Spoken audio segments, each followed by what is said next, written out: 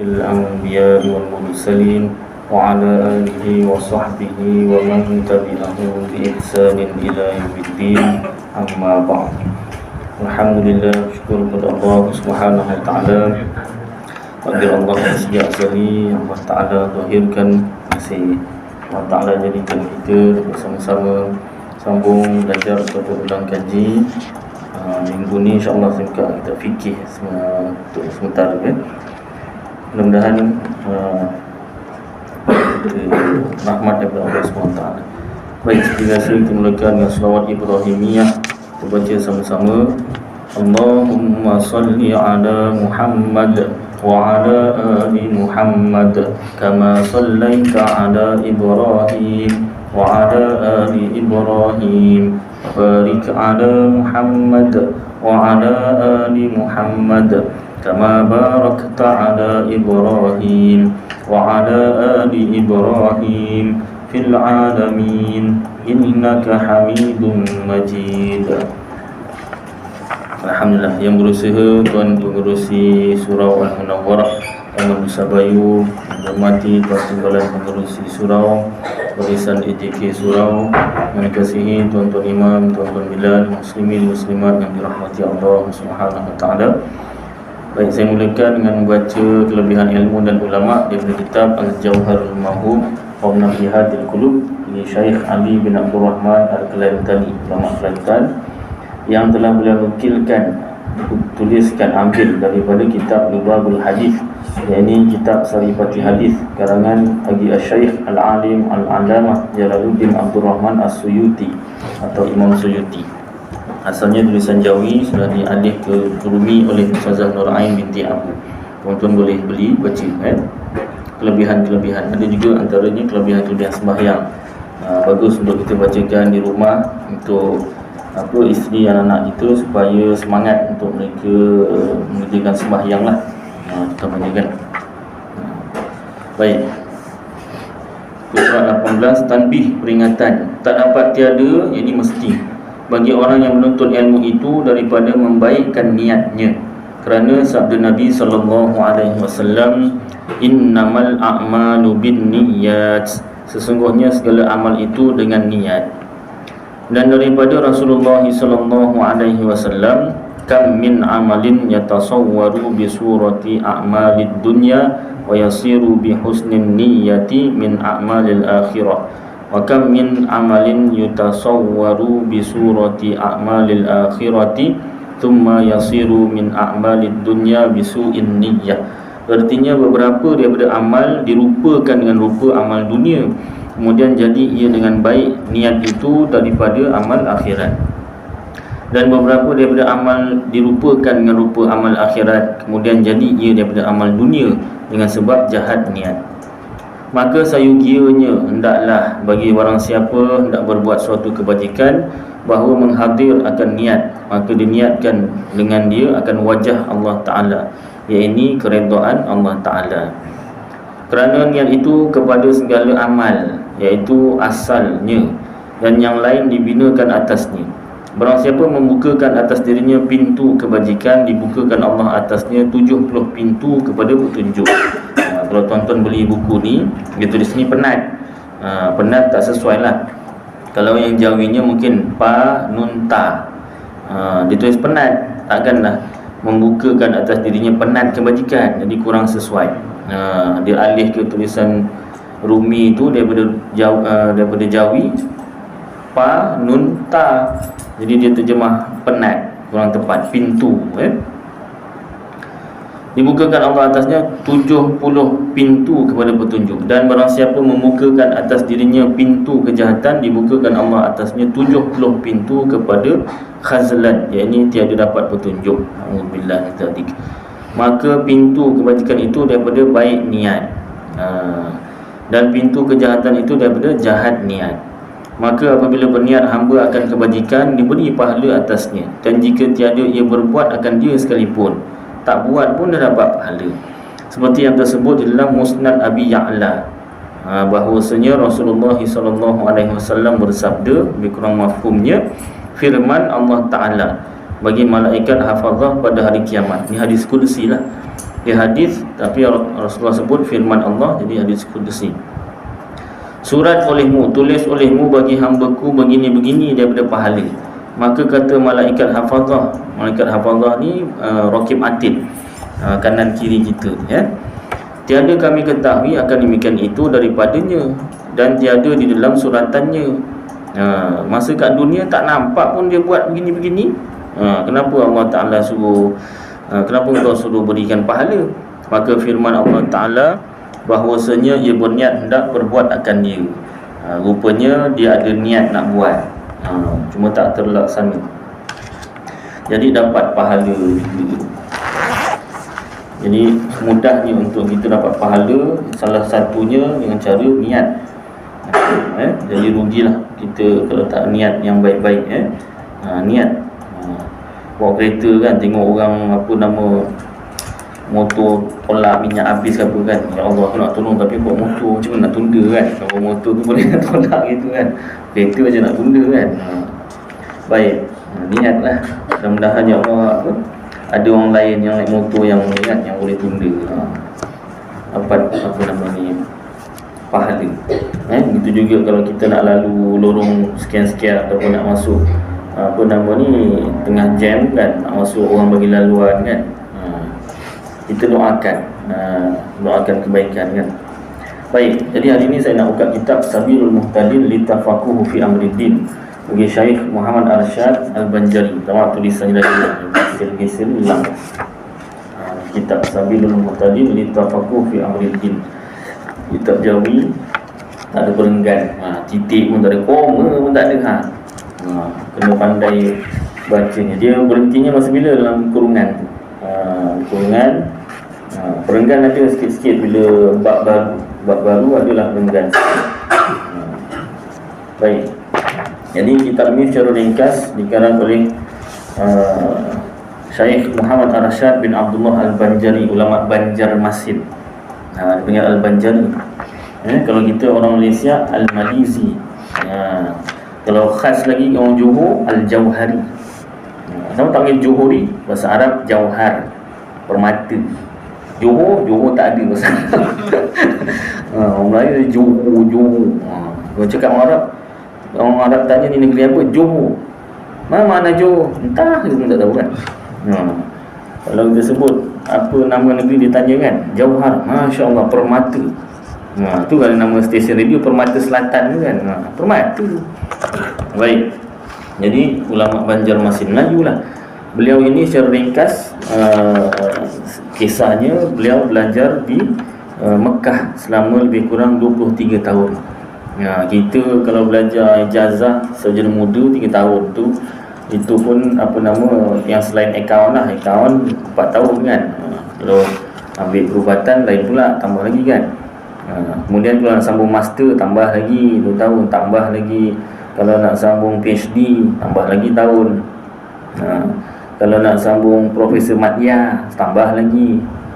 Sambung jadi naik profesor, sambung lagi last sekali Profesor Emeritus. Dah tus bunyinya tu, dah meletus. Kalau otak keluarkan perah otak tu, dah paling tinggi lah tu kan. Antaranya yang popular apa, Profesor Emeritus Kuke Kim. Tu ce Ustaz, meme tak ada. Meme ada juga tapi saya tak ingat. Yang saya ingat itulah. Kuke Kim tu dia pakar sejarah. Cakap pun macam Melayu sikit. Kan? Baik. Jadi kali itu lebih kurang berapa? Belas-belas lah, kata belas-belas tahun lah dapatlah gelaran Profesor Emeritus tu kan.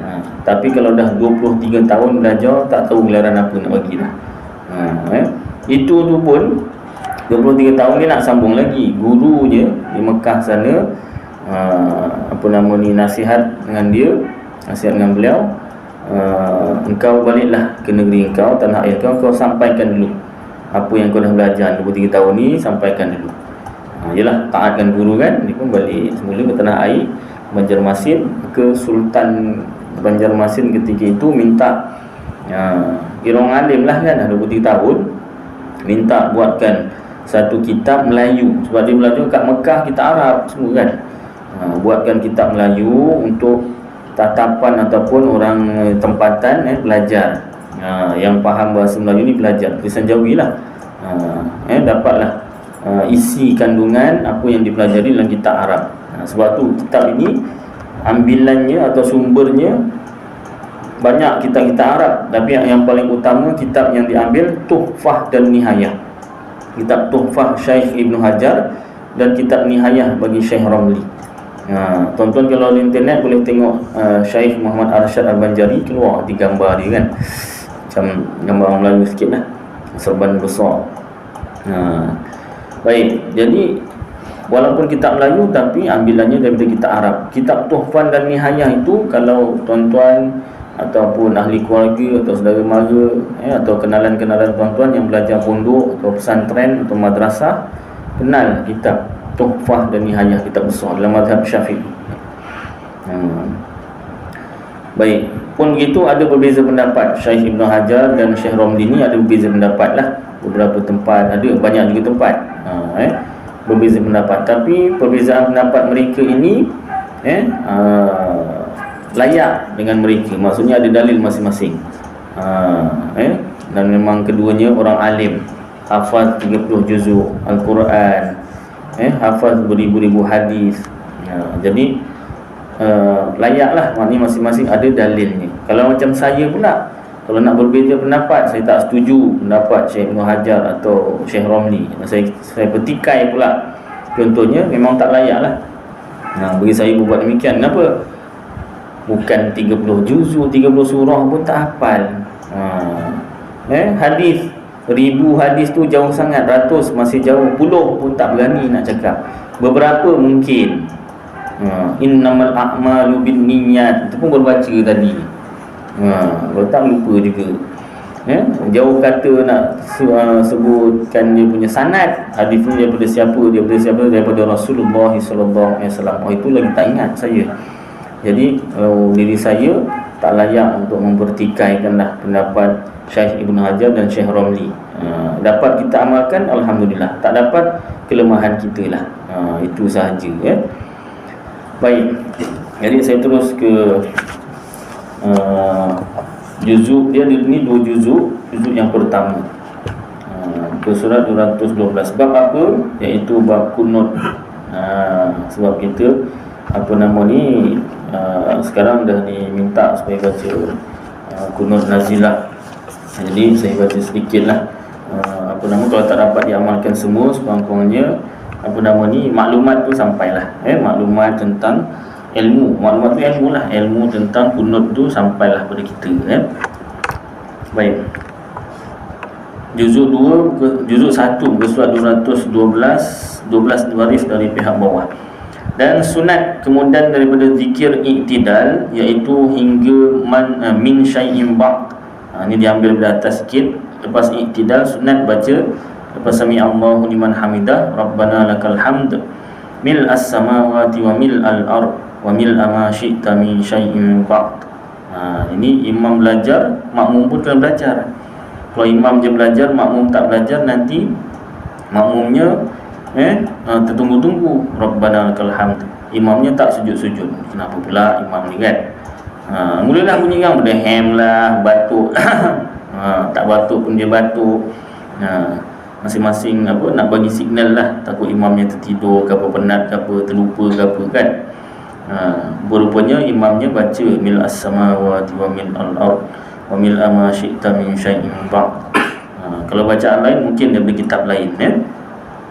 Baik, jadi selepas membaca zikir tersebut, sunat membaca kunut. Jadi dalam mazhab kita Syafi'i, kunut itu sunat hukumnya, tidaklah wajib. Maknanya kalau tak buat kunut tu sah juga sembahyang, cuma tak sempurna dalam mazhab kita Syafi'i. Di dalam i'tidal rakaat yang kedua pada sembahyang subuh, ini maklumlah. Dan hasil dapat pahala sunat, dan hasil sunat kunut dan dapat pahala sunat kunut. Dia tak sebut sah tak sah, sebab ini bukan rukun dan bukan wajib. Jadi hasil sunat kunut, dapat pahala sunat kunut dengan membaca satu ayat daripada Quran yang ada di dalamnya doa. Maknanya ni yang paling minimum. Kunut yang orang kata kunut pendek. Mungkin tuan-tuan pernah dengar cerita kunut pendek, kunut panjang. Kan, kalau tak pernah dengar, saya cerita sekejap, ringkas, paling ringkas. Satu orang nak kahwin, qadi tanya, boleh dengar baca kunut? Dia pun jawab, tuan qadi nak kunut panjang ke kunut pendek? Siap boleh pilih. Nak panjang ke nak pendek? Oh, maksudnya panjang pendek lah. Cubalah yang pendek. Dia pun dengan confident, kunut, betul-betul pendek. Gitu aja kunut pendek je. Agaknya ni dia main-main tak? Kunut panjang, cuba kunut panjang. Kan mana tahu keluarlah Allahumma hadina ke kan. Dia pun tarik nafas, telinga macam nak teranum. Kunut macam azan pula. Saya boleh panjang lagi, Imam nak panjang. Tak payah. Ini bukan kunut panjang, ini kunut apa nama ni, loya buruk nama dia. Macam cakap, mana cakap Cina, pandai? Cuba cakap Cina. Itu bukan cakap Cina, itu cakap kataan Cina. Orang cakap bahasa Cina kan. Main-main. Kat sekolah kan. Macam itulah. Baik. Jadi dalam kitab rupanya ada kunut pendek, tapi bukan yang tadi itulah si fulan tu. Memang kunut pendek ada, iaitu satu ayat daripada Quran yang mengandungi doa. Itu paling kurang. Kenapa kena belajar ni Ustaz? Dia kadang-kadang ada orang sesak, kan? Kata Kasim Baba, orang kaya pun kadang-kadang sesak. Itu sesak duit. Ni ceritanya sesak masa, contoh kan. Terbangun lagi 5 minit subuh nak habis, contoh kan. Jadi nak sembahyang subuh tu, kalau Allahumma hdini, ya tak sempat ni. Apa nama ni, dah habis waktu. Jadi bacalah satu ayat Al-Quran yang mengandungi doa. Apa contohnya? Rabbana atina fid dunya hasanah wa fil akhirati hasanah wa qina adzabannar. Kalau panjang sangat, cari doa lain yang pendek daripada Quran. Rabbirhamhum kama rabbawna shighara. Itu pun daripada Quran juga. Doa, boleh. Guru saya ajar, ada lagi pendek. Ini ayat Quran, nanti bawah ada lagi nanti saya sambung. Atau yang menyerupai doa seperti akhir surah Al-Baqarah, Rabbana la tu'akhidna in nasina aw akhtana, hingga akhirlah. Jika dikosotnya, tapi niatnya, kosot tu niat, akan dia kunut. Tapi kita baca Quran tu niat kunut. Tiada qiraatul Quran, jangan niat baca Quran. Kenapa macam tu? Kerana makruh membaca Quran pada lain daripada qiyam. Selain waktu selepas Fatihah tu, makruh baca Quran. Tak batal sembahyang, tapi makruh. Dan hasil pula dapat pahala sunat pula kunut itu dengan doa yang semata-mata. Ini bukan ayat Quran, boleh. Guru saya ajar, Allahumma ghafirli ya ghafur. Allahumma, ya Allah, ighfir, ampunkanlah li bagiku, ya ghafur, wahai yang maha pengampun. Itu pendek, lagi pendek. Dan jika ada doa itu tiada maksur sekalipun, tiada kesan, ini tiada hadis. Doa tu bukan ayat Quran dan bukan hadis, boleh dapat juga pahala kunut. Jika ta'alluq ia dengan pekerjaan akhirat, tapi syarat dia berkaitan dengan pekerjaan akhirat, jua, maka hanyalah, atau serta pekerjaan dunia. Ataupun boleh juga nak pekerjaan dunia, kena sertakan akhirat, dunia dan akhirat. Tak boleh dunia semata-mata. Kalau akhirat semata-mata boleh. Baik, itu yang paling minimum doa kunut. Tetapi kunut yang afdal, yang paling baik, paling utama, iaitu yang warid, yang datang hadis daripada Nabi SAW, iaitu Allahumma hdini fi man hadait, wa afini fi man afait, wa tawallani fi man tawallait. Nun mati bertemu ta, ikhfa, dengung dengan fi man tawallait. Mantul, mim man, man terus. Wa barik li fi ma a'tait, wa qini syarra ma qadait, fa innaka taqdi wa la yuqda 'alaik, wa innahu la yadhillu man walait, wa la ya'izzu man 'adait, tabarakta rabbana wa ta'alait, falakal hamdu 'ala ma qadait, astaghfiruka wa atubu ilaik. Inilah lafaz kunut yang warid, yang datang hadis daripada Nabi SAW pada riwayat Baihaqi. Dan itu sebab Imam Syafi'i kata sunat baca kunut Mazhab lain tu ada yang tak kata sunat pun, sunat pun tidak, kan. Itu mazhab lain lah. Jadi mazhab Syafi'i antara mazhab yang kuat dalilnya. Dan sunat bagi imam membawa kunut dengan lafaz jamak. Kalau jadi imam, sunat kita lafaz tu jamak, maknanya untuk ramai. Seperti dibacanya Allahumma hdina fi man hadait wa afina fi man afait hingga akhirnya. Ni tu bukan na. Ni tu untuk saya, Allahumma ya Allah ihdini, berilah hidayah kepada aku. Tu Allahumma hdina, ya Allah Tuhanku, berilah hidayah kepada kami. Kerana sah hadis pada menegahkan imam daripada menentukan dirinya dengan doa seperti dibacanya dengan lafaz ifrad sendiri, maka iaitu makruh. Tak batal, makruh. Dan seperti kunut, tiap-tiap zikir dan doa yang lain di dalam sembahyang sama macam kunut, iaitu zikir dan doa-doa yang lain dalam sembahyang, maka disunatkannya bagi imam membawa dengan lafaz jamak, melainkan kecuali doa yang warid. Ada hadis daripada Nabi SAW bahwasanya ia membawa akan dia dengan lafaz ifrad, kecuali memang hadis disuruh baca doa tu dengan lafaz ifrad sendiri walaupun jadi imam. Padahal ia imam, walaupun jadi imam, maka hendaklah dibawa akan dia dengan lafaz ifrad sendiri kerana mengikut bagi yang warid itu, ikut hadis lah. Iaitu contoh Rabbighfirli warhamni hingga akhirnya di dalam duduk antara dua sujud. Tak perlulah imam Rabbighfir lana warhamna, tak perlu. Dan seperti Allahumma naqni, Allahumma ghsilni, ini saya tak ingat bacaan dekat masa bila, dia pun tak sebut sini. Dan seperti Allahumma ghfirli ma qaddamtu wa ma akhartu hingga akhirnya, panjang. Dalam kitab Idaman Penuntut ada Allahumma ghfirli ma qaddamtu wa ma akhartu wa ma asrartu wa ma a'lamtu wa ma asraftu wa ma anta a'lamu bihi minni antal muqaddimu wa antal muakhiru la ilaha illa ant. Allahumma inni a'udzu bika min adzabil qabri wa min fitnatil mahya wal mamat wa min fitnatil masiihid dajjal ya muqallibal qulub tsabbit qalbi ala dinik. Ini imam belajar, makmum bukan belajar. Kalau tak nanti macam tadi, makmumnya dah fil alamin innaka hamidum majid, imamnya senyap je kan. Kenapa imam tak bisa tertidur ke apa, dah bunyi lagi, dah berdehem lah, batuk lah kan. Makmumnya kat belakang, rupanya imam baca doa lepas tasyahud akhir sebelum bersalam. Baik. Adapun tegah Nabi yang itu tak perlu Allahumma ighfir lana, Allahumma ighfirli, Adapun tegah Nabi akan imam daripada menentukan dirinya dengan doa, maka tempatnya itu pada doa yang tiada maksur daripada Nabi SAW, doa-doa yang bukan daripada hadis. Itu kena baca jamak. Inilah hasil yang dirajihkan oleh Syekh Ibn Hajar di dalam Tuhfah. Pendapat Syekh Ibn Hajar dalam kitab Tuhfah, katanya sekira-kira dibawa imam akan doa yang tiada dimaksurkan, yang tiada maksur, dimakruhkan baginya membawa dengan lafaz ifrad sendiri. Dan inilah tempat menanggungkan tegah yang tersebut itu. Ini yang tadi yang tegahan baca untuk sendiri.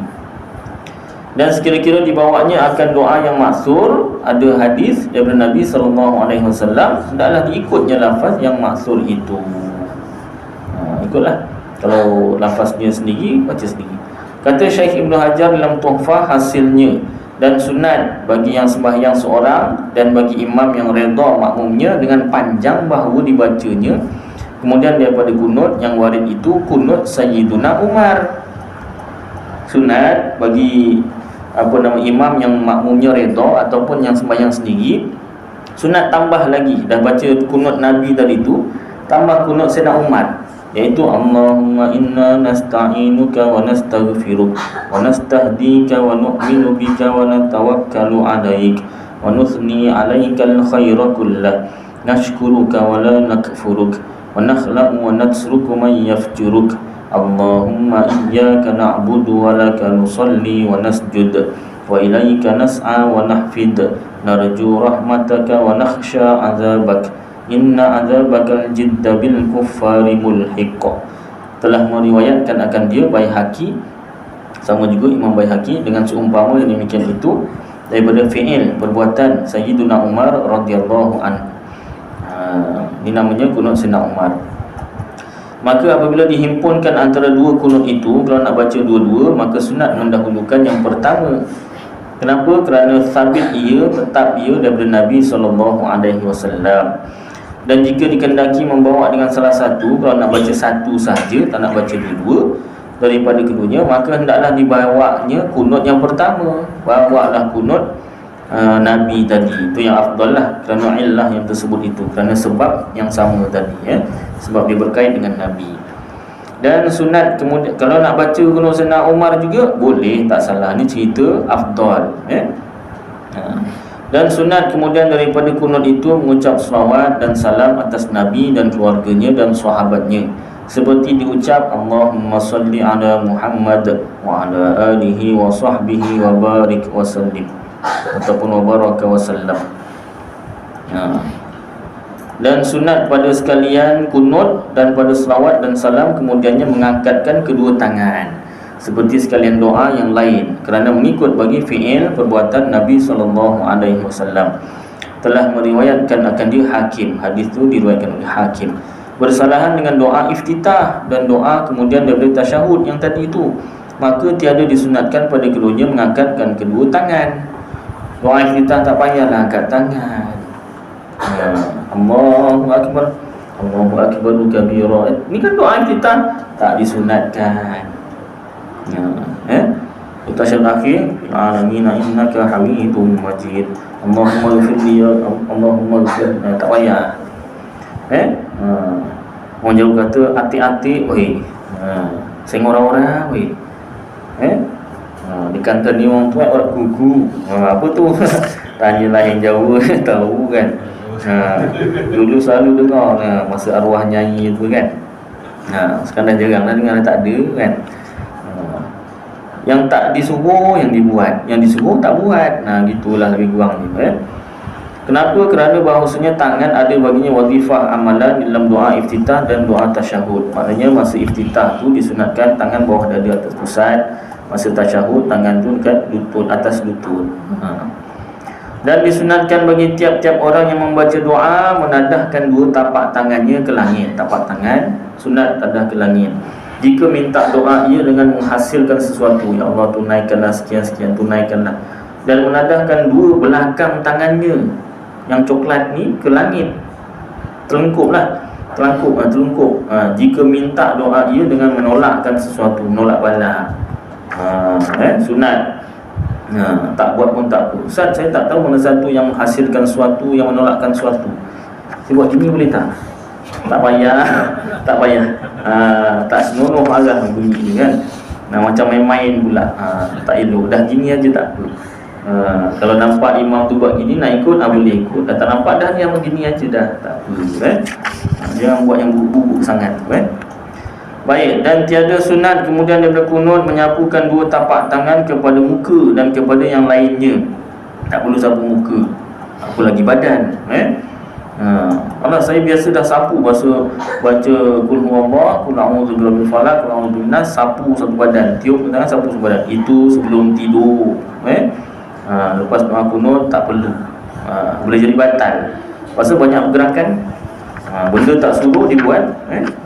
Jadi lebih pergerakan yang lebih. Kerana ketiadaan warid, tak ada hadis.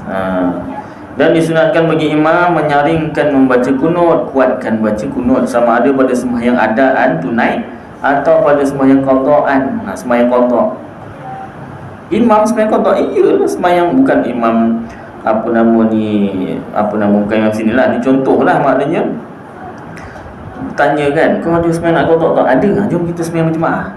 Tak, sembahyang qada berjemaah. Salli fardhu subhi raka'ataini qada'an imaman. Tak ada yang makmuman, ya tak? Baca kunut kuat. Kan tadi dah sembahyang subuh. Tadi ni sembahyang qada pula. Oh, sembahyang qada. Aku bukan macam kau, bukan sejak balik, sejak lahir tak pernah tinggal sembahyang. Sebiji kena kawan. Stepin kau boleh aku. Taklah, aku ikhlas cakap. Baik. Kerana mengikut bagi fi'il Nabi SAW, kuat baca kunut kuat. bersalahan bagi yang lain daripada doa kunut, daripada segala doa yang di dalam sembahyang, maka tiada sunat bagi imam menyaringkan dia kerana ketiadaan wali. Macam tadi, Rabbik firli, tak payah baca Quran. Kata Mawardi, Imam Mawardi, hendaklah nyaring imam dengan kunut itu terkurang daripada nyaringnya dengan membaca Fatihah. Kalau boleh kurang sikit. Kalau Fatihah, Bismillahirrahmanirrahim. Kalau doa kunut, Allahumma hdini fiman, Allahumma hdini. Panjat tu. Allahu Akbar. Allahumma hdina, perlahan sikit. Kalau boleh lah. Kalau yang jenis putih suara besar, tak boleh nak perlahan. Dia bisik pun macam bercakap. Dan kau tak bisik lah. Kau bercakap pun macam, kau bisik pun macam bercakap, kan? Saya jumpa macam tu ada. Bukan pasal bisiknya lah, dia memang cakap perlahan pun suara kuat. Kelebihannya dia dapat kerja jadi Bilal Singapura. Sana tak boleh pakai mic, jadi dia punya azan biasa tu, yang mulut dia pun dah macam pakai mic lah. Itu kalau orang baru kenal, dia apa pakcik ni jerit sana sini, dia memang cakap macam tu. Cakap dia tu macam jerit. Kan? Baik, kalau macam tu tak apalah, dan memang tak boleh nak ngelak, jadi pula imam kan, contohnya. Adapun orang yang sembahyang seorang dan demikian lagi makmum pada tempat-tempat tertentulah yang disunatkan baginya membaca kunut, maka hendaklah keduanya membaca kunut dengan perlahan. Kalau makmum baca kunut perlahanlah di tempat-tempat tertentu. Kalau sembahyang sendiri pun kunut perlahan. Ini cerita sembahyang berjemaah saja, baca Quran. Dan apabila dibaca oleh imam akan kunut dengan nyaring kuat, maka disunatkan bagi makmum mengucap amin dengan nyaring kuat juga, macam Fatihah. Makmum pun sunat aminkan kunut imam tu kuat. Jangan takut. Bagi tiap-tiap doa yang dibaca oleh imam, yang bahagian-bahagian doa lah. Dan setengah daripada doa selawat atas Nabi SAW, maka disunatkan bagi makmum mengaminkan dia. Inilah yang diiktimadkan, yang diperpegangi Syekh Ibn Hajar dalam Tuhfah. Bagi pendapat Syekh Ibn Hajar, selawat tu pun doa, boleh aminkan. Kata setengah ulama, apabila dibaca oleh imam akan selawat atas Nabi, maka tiada sunat bagi makmum mengaminkan dia. Ini pendapat yang kedua, ulama yang lain. Berbeza pendapat. Orang gaduh, apa orang Islam gaduh? Ini pendapat masing-masing, tak bergaduh pun. Jumpa baik aja kalau berjumpa. Hanya hendaklah ia menyengutui imamnya pada membaca selawat atas Nabi SAW. Pendapat yang kedua, suruh ikut baca, tak sunat aminkan. Bolehlah ikut mana-mana. Yang kuat yang tadilah mengaminkan pada selawat. Dan apabila dibaca oleh imam akan sanak tu puji-pujian. Tadi doa Allahumma hdini tu kan, iaitu daripada fa'innaka taqdi, mula daripada fa'innaka taqdi hingga akhirnya. Bila imam baca, maka sunat bagi makmum membaca dia dengan perlahan. Yang pertama, makmum boleh baca juga fa'innaka taqdi dengan perlahan. Atau yang kedua, diam. Makmumnya diam, ia padahal mendengar bagi bacaan imamnya. Dia dengar imam baca. Jadi maknanya sunat imam baca fa'innaka taqdi hingga akhir tu kuat. Kalau macam tu semua baca kuat lah, imam kena baca kuat semua. Ya. Dalam kitab ini memang sunat imam baca kuat semua sekali. Panaklah saya daripada kecil orang fa'innaka taqdi baca perlahan. Tak apa, tak kisah, tak wajib pun, sunat sahaja. Cuma kalau yang afdal, dia baca kuat. Saya pun masa mula-mula guru saya buka bab ni, saya jadi imam seram juga kan. Ni kan takut orang kata apa sesat pula ni, apa pula dikuatkan pula fa'innaka taqdi ni. Ternyata tak ada yang tanya apa, tak ada yang sound lah.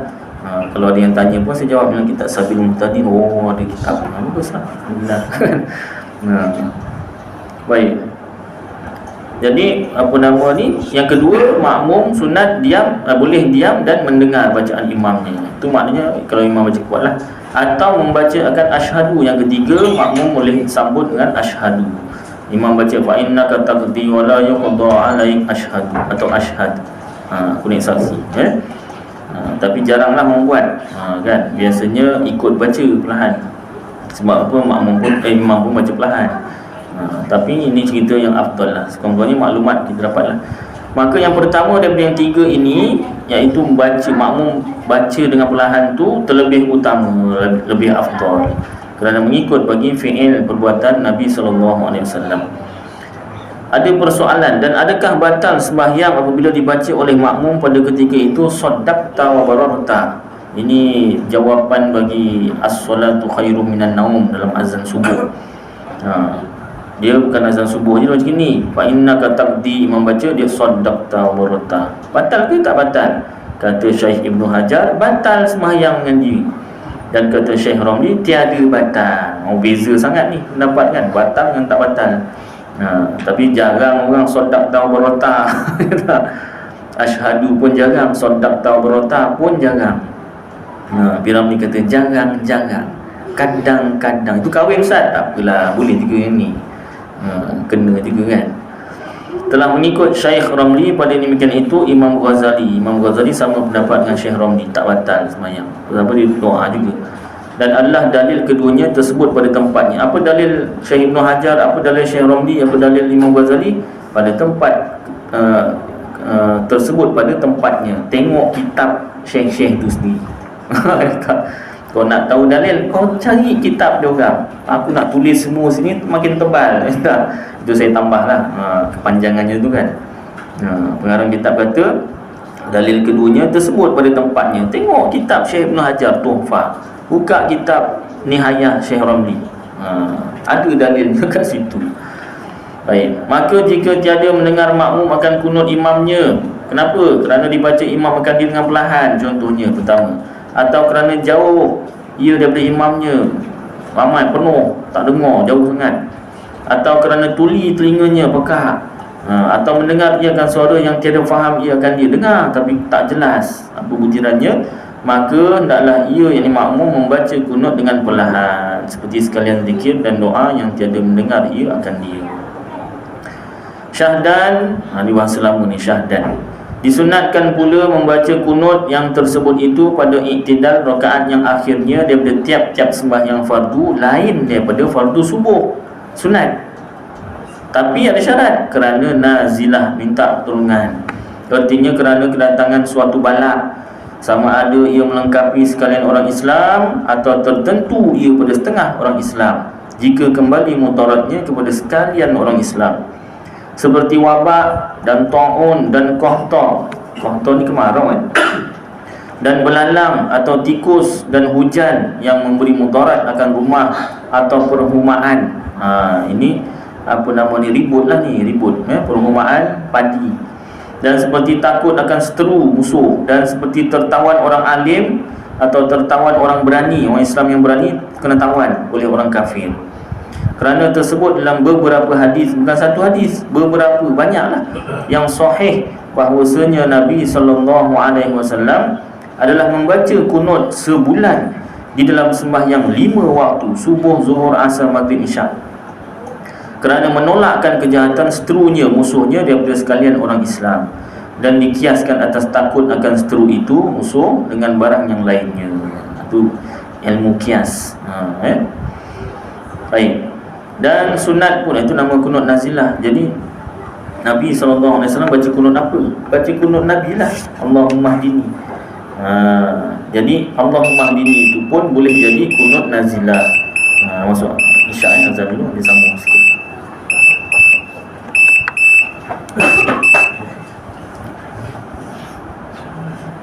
Tak nak saya azan. Jangan.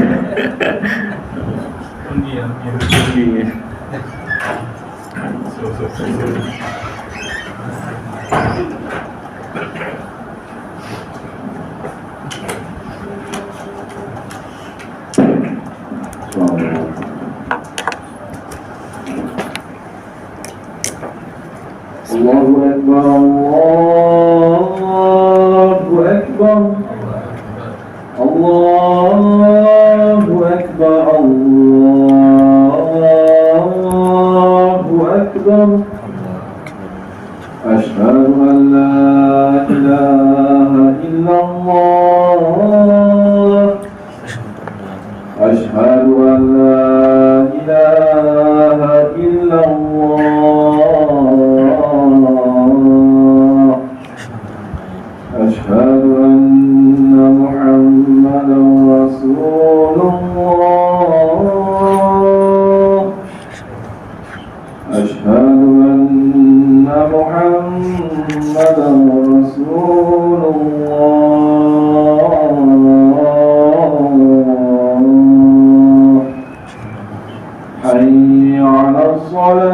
الصلاة حي على الصلاة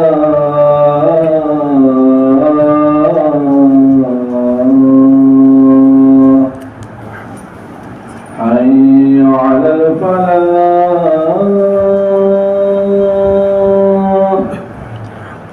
حي على الفلاح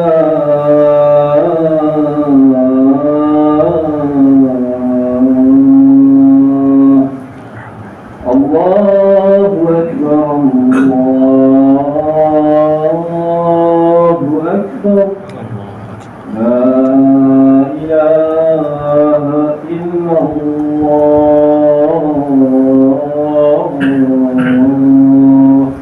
لا إله إلا الله اللهم صل على سيدنا محمد والصلاة آت سيدنا محمد رسول الله وشرف درجتنا وترفيع وعظمك محمود الذي أنت إنك لا تخلف الميعاد يا رحمن الرحيم. Jadi ada beberapa hadis sahih Nabi SAW membaca kunut sebulan dalam sembahyang 5 waktu. Apa yang Nabi baca? Allahumma hdina. Itu dipanggil kunut nazilah. Kunut nazilah itu apa? Kunut yang dibaca selain sembahyang subuh kerana minta pertolongan. Tapi kita dah biasa Allahumma hdina tu kunut subuh. Kan? Di ustaz main maghrib kunut subuh ni maghrib kan, bukan subuh kan. Nasib baik jemaahnya okey, tak macam jemaah yang ni. Jemaah yang mempersoal tu tidak subuh maghrib juga. Bid'ah juga dia kata kan. Dia ulang beberapa hadis ni sahih kan. Jadi kebetulan pula imamnya tak hafal doa nazilah, panjang. Lepas tu tak ada tulisan depan tu kan. Adalah baca Allahumma hdina kan.